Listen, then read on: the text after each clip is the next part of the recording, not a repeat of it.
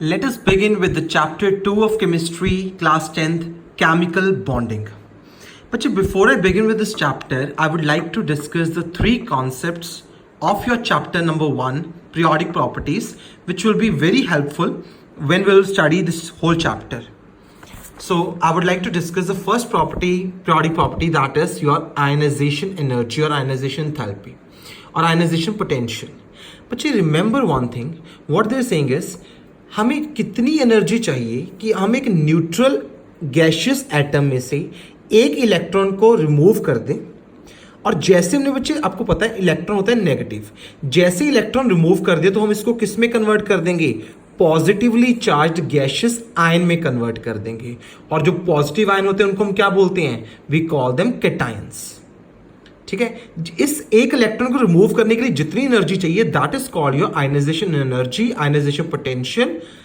Clear ना बच्चे, remember हमें अगर आयनाइजेशन एनर्जी कम है तो इसका मतलब वो आपका इलेक्ट्रॉन जो है वो जल्दी रिमूव हो जाएगा।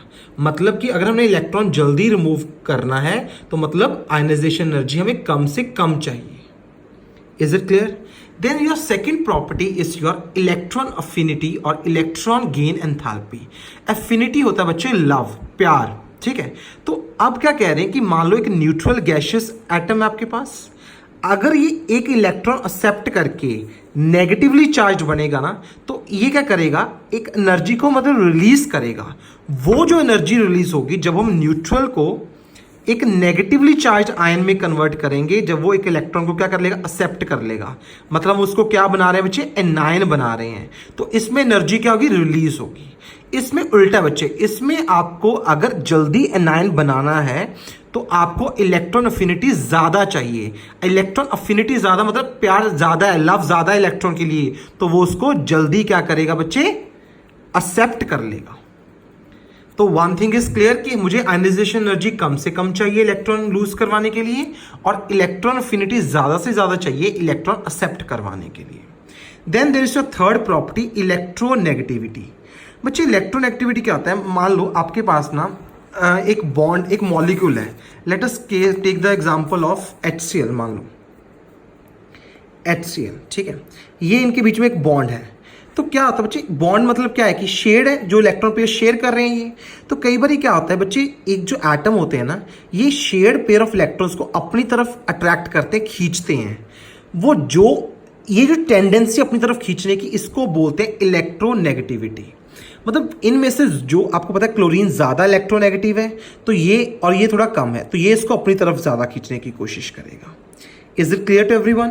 अब बच्चे ऐसा करने से क्या होता है बच्चे, अगर इलेक्ट्रोनेगेटिविटी डिफरेंस ज्यादा होगा तो एक एटम उसमें से अपनी तरफ खींच लेगा उसको, तो जो अपनी तरफ खींच लेगा शेयर्ड इलेक्ट्रॉन पेयर्स को, तो उसके ऊपर स्लाइटली हल्का सा नेगेटिव चार्ज आ जाएगा और इसके ऊपर डेल्टा थोड़ा सा पॉजिटिव चार्ज आ जाएगा।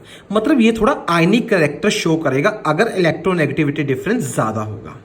I guess all the three basic definitions are clear to everyone. Now we can begin with the chapter. Chapter number 2.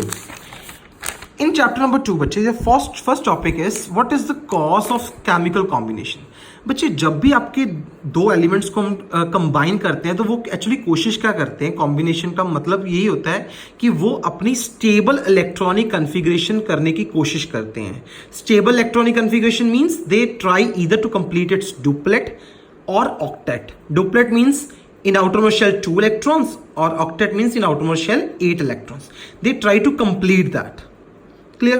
तो अब आपके क्या होता है बच्चे, इस ऐसा करने से क्या होता है, उन दो एटम्स के बीच में ना एक फोर्स ऑफ अट्रैक्शन बन जाती है जो उस मॉलिक्यूल को होल्ड करके रखती है, उसको बाइंड करके रखती है। जैसे मान लो ये है, ठीक है, जो एक ये फोर्स ऑफ अट्रैक्शन बन जाती है जो इसको एक कंबाइन इकट्ठा करके रखती है अपने पास। That is called your chemical bond. तो what is chemical bond बच्चे? Chemical bond may be defined as the force of attraction between any two atoms in a molecule. कोई भी मॉलिक्यूल, मान लो कोई, जैसे इसमें एक से दो से ज्यादा एटम्स है, इसमें तो चलो दो ही थे, हाइड्रोजन एंड क्लोरीन, अगर दो से ज्यादा भी हैं तो उनको वो क्या करके रखती है बच्चे, एक फोर्स ऑफ अट्रैक्शन है उनके बीच में ताकि वो स्टेबिलिटी मेंटेन रहे। ऐसा करने के बच्चे 3 मेथड्स होते हैं ताकि हमारी स्टेबल कन्फिगरेशन हो सके. One is called your electrovalent और आयनिक bond, one is your covalent और मॉलिक्यूलर बॉन्ड, और ये जो दोनों अपने 9th में स्टडी करे हैं. जो third one is different, that is called your coordinate or dative bond. अब इसमें क्या होता है बच्चे, ट्रांसफर होते हैं electrons from one atom to another, और कोवेलेंट और मॉलिक्यूलर में क्या होते हैं, शेयरिंग होती हैं, या तो 1 पेयर ऑफ इलेक्ट्रॉन्स की, या 2 की, या 3 की. ठीक है, हम इसको डिटेल में स्टडी करेंगे. और आई फील जो कोऑर्डिनेट ऑफ डेटिव बॉन्ड है, इसको हम जब टॉपिक स्टडी करेंगे डिटेल में, उसी टाइम आपको समझ आएगी. अभी आपको अंडरस्टैंडिंग करना थोड़ा सा शायद मुश्किल होगा इसको. So I don't want to confuse you right now. Is it clear बच्चे?